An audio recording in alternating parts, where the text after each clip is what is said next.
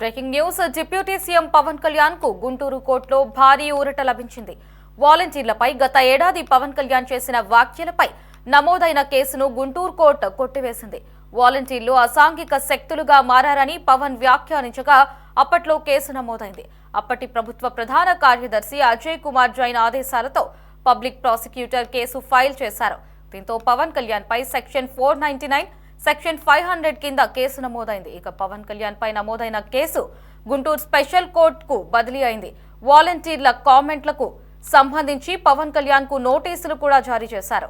ఇక కేసు విచారణలో భాగంగా వాలంటీర్లు జరిగిన విషయం గురించి కోర్టుకు వివరించారు. దీంతో కోర్టు కేసును కొట్టివేసింది.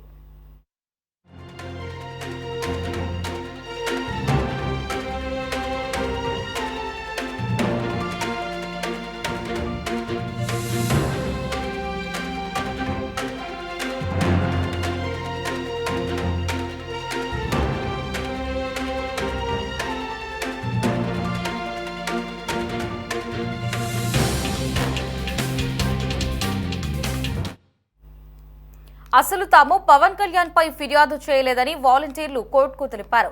తమ పరువుకు భంగం కలిగేలా పవన్ మాట్లాడలేదని వివరించారు. వాలంటీర్ల సమాధానం విన్న స్పెషల్ కోర్టు పవన్ కళ్యాణ్ పై నమోదైన కేసును డిస్మిస్ చేసింది. ఈ మేరకు స్పెషల్ కోర్టు న్యాయమూర్తి ఆర్ శరత్ బాబు ఉత్తర్వులు జారీ చేశారు.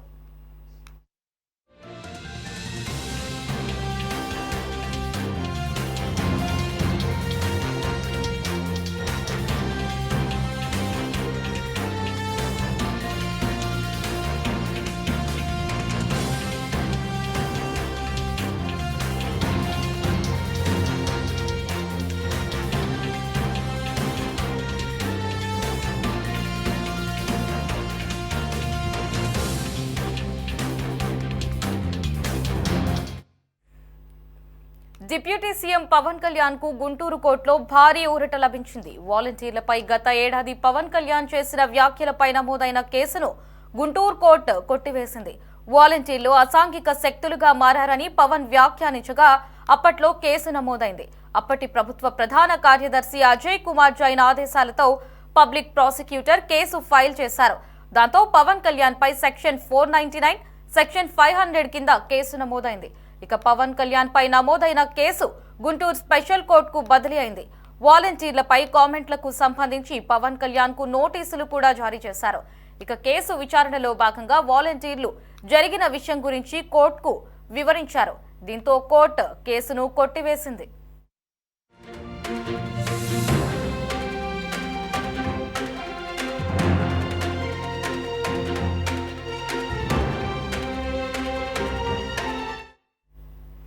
అసలు తాము పవన్ కళ్యాణ్ పై ఫిర్యాదు చేయలేదని వాలంటీర్లు కోర్టుకు తెలిపారు. తమ పరువుకు భంగం కలిగేలా పవన్ మాట్లాడలేదని వివరించారు. వాలంటీర్ల సమాధానం విన్న స్పెషల్ కోర్టు పవన్ కళ్యాణ్ పై నమోదైన కేసును డిస్మిస్ చేసింది. ఈ మేరకు స్పెషల్ కోర్టు న్యాయమూర్తి ఆర్ శరత్ బాబు ఉత్తర్వులు జారీ చేశారు.